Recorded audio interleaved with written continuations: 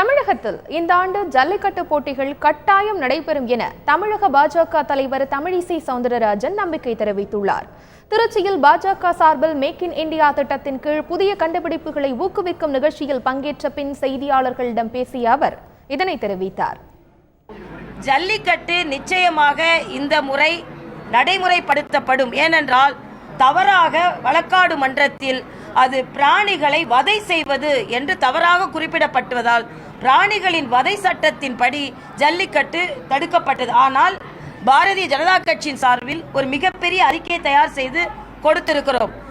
இது பிராணிகளை இம்சைப்படுத்துவதில்லை, இது ஒரு பண்பாட்டு சார்ந்த ஒரு மிகப்பெரிய வீர விளையாட்டு. அதனால் இது அனுமதிக்கப்பட வேண்டும் என்று அதற்காக சான்றுகளை மிக தெளிவாக சொல்லி இது தமிழர்களின் பண்பாடோடு கூடிய விளையாட்டு என்று சொல்லி நாங்கள் அதை கொடுத்திருக்கிறோம். அது வழக்காடு மன்றத்தில் அது ஏற்றுக்கொள்ளப்படும்.